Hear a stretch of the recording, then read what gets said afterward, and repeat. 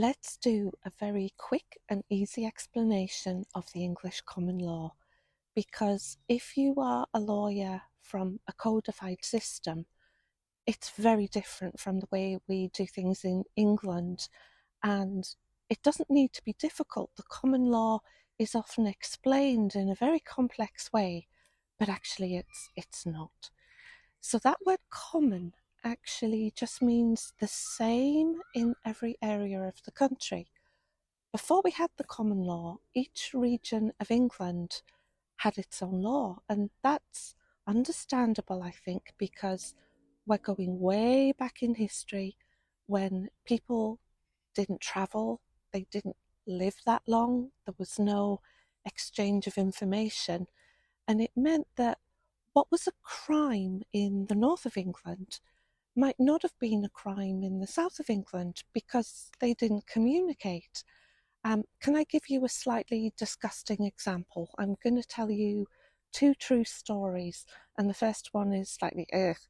Um, so go way back before the common law. You have a man with a small holding, which means a very small area of land, and he keeps animals to feed his family. And one day he finds that one of his animals has died. It's a small pig and it's died.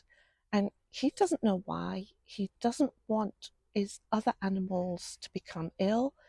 So he takes it to the very edge of his land and he buries it under the ground.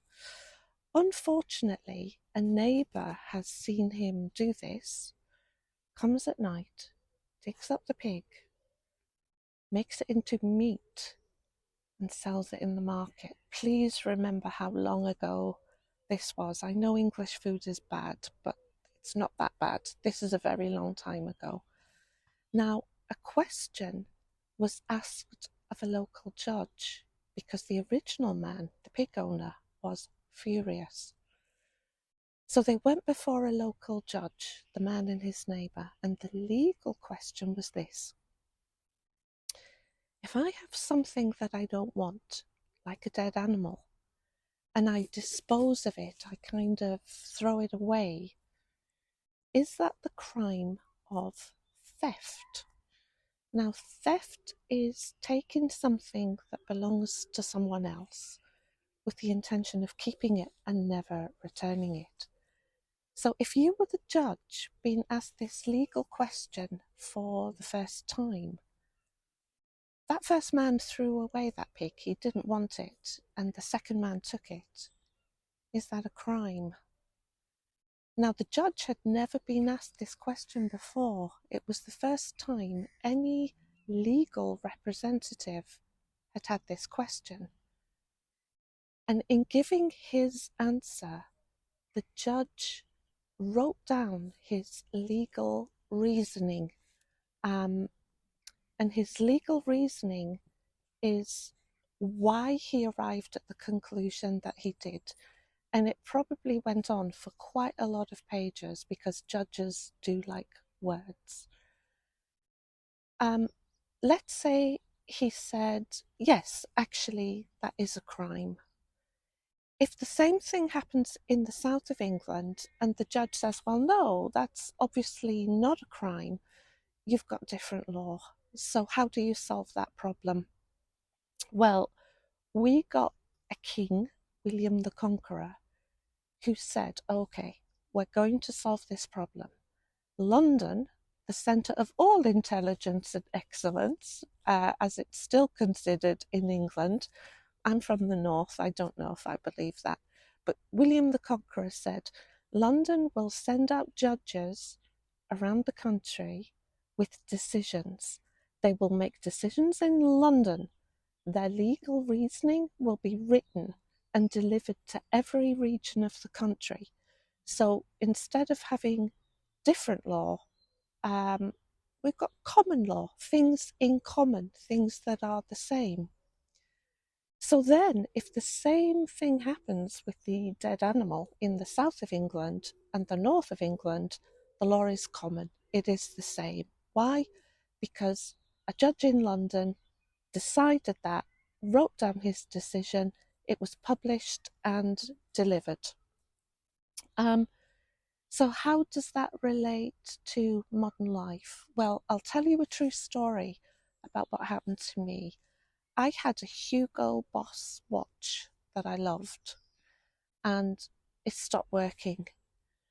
And I took it to be repaired, and the repairman kind of said, "It's only Hugo Boss. We can't send it to Switzerland to fix it. It's lived for 4 years and we can't fix it."